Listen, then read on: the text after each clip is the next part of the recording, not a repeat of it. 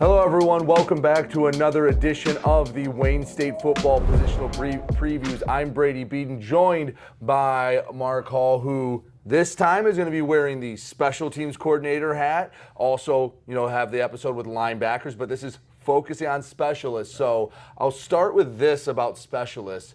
Give the pitch about why specialists are so important and how much of a role they play, because that might be the one part that gets overlooked a lot, but no one knows the long snapper till they don't do their job. Exactly. So give the sales pitch on special teams. Special teams, man, is so important because there's no fifth down. Mm-hmm. Special teams is one of those things where you have to execute the first time out.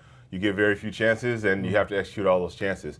I always talk about, I ask the team a lot of times, who's got to have the best hands on the team? And they always look at the number one receiver, and I go, well, if that number one receiver drops the ball, man, it's 2nd and 10, likely, right? But if your punter drops the ball, or if your holder drops the ball, right, you're in a much worse situation. So it's very, very important that we execute. All 11 guys understand that we don't get a second chance on special teams, and we make sure we execute our jobs the best we can. So, all right, talk about a little bit about the specialists you have here at Wayne State. There's been a pretty rich history. Been some really great kickers that have come through here, really great specialists. Walk through the ones that we have in that locker room over there right now. We'll start with with all the special teams.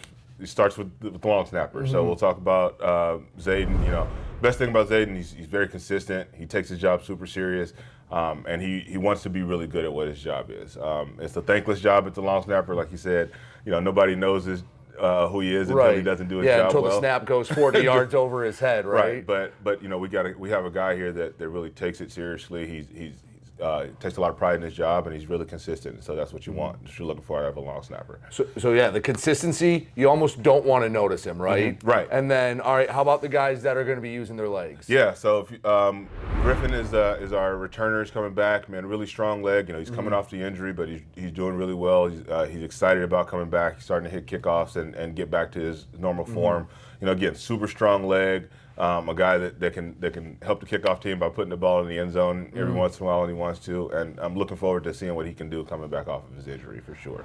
Anthony Markowski, he's a super accurate, not the 70-yard kickoff guy you're looking for, but super accurate. He puts the ball in between the uprights anytime we ask him to. Again, a guy that really takes his job seriously. He's looking to improve. He's looking to do some things really, really well. And then George helps us out on the punting side. He can kick as well, but he's the guy that's going to punt for us as of right now. Again, guy that really takes his job seriously. He asks him to go right, go left, do things that would get the op time down, all those kind of things. And you can see him improve over the course of spring football the way I was able to kind of assess and see where he was, give some coaching points, and you can see him apply those things and really see him improve over the course of the spring. So I'm literally looking forward to what he can do with us in the fall as well. All right, because there's not as many specialists, we have a chance to nerd out a little bit with this. So let's start punts. Pro style or shield style punt? I swear I was the last guy running pro style punt in the COVID years. I was always a big fan of pro style, but you do what fits your roster well. So and with the new rules on punt this year, the NCAA, I've been scouring special teams coordinators and polling those guys to find what's the best thing to do going forward. But we'll probably have a mix, some creative stuff, some things taken from the pro style because I'm a big pro style advocate. But the college rules. The shield style is more advantageous in some ways for the college rules. So we'll probably have some type of hybrid and mix in between the two, not to give away too many things of what we want to do.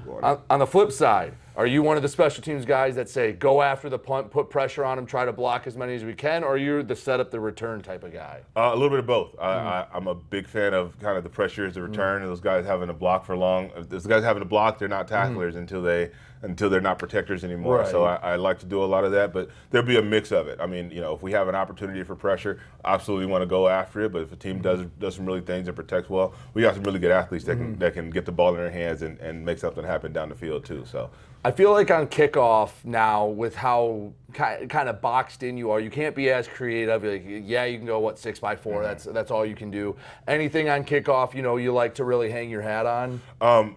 Having guys that like to go down the field and be extra aggressive, and we can draw some things up and X and O's all day, but at the end of the day, it's a guy against a guy who wants to run full speed and get through a block and get the guy on the ground who's got the football. So, I mean, X's and O's are all great, and we'll do some things to try to create some advantages for us, but at the end of the day, you got to have 10 dudes that want to go down there and use their helmet and their pads and go try to knock the ball loose. All right, and last one for you. How often do you want to, are you going to be in Coach Isaac's ear going, hey, I think we got to fake this week? Every third down, I'll probably be going, hey, Coach, what do you think about the run? What do you think about the pass? Well, it's 3rd and 19. Well, Coach, if you can get 14 of those things, man, we'll get you the first down, right? So, there's always, excuse me, we always want to have the threat of that. Right. I think punt is a weapon, whether you're punting the ball or whether you're running it or throwing it in those situations as well. So regardless of what what the situation is, I want to be able to put maximum pressure on the opposition and see if we can get Wayne State the ball out of it. What's the most creative fake you've ever pulled out in your tenure? Oh man, you're gonna make me steal my thunder a little bit. But the Pittsburgh Maulers pulled off a fake punt and a fake field goal in the same drive. Oh really? Yeah, we rolled our Australian punter out to the right, and unfortunately he threw the ball like an Aussie. Otherwise we would have scored on the fake punt. But then we pulled out a fake flip field goal on the same drive to score a touchdown, and so probably one of the highlights. You probably felt invincible after that one. Your chest fun. was a little bigger after that. Yeah, man, it was a lot of fun. We had a lot of fun on special teams in that game. Again, when you can execute the things from a base standpoint, then you can be creative and you can go and execute some things from a little more fun standpoint that gives it a little more dynamic.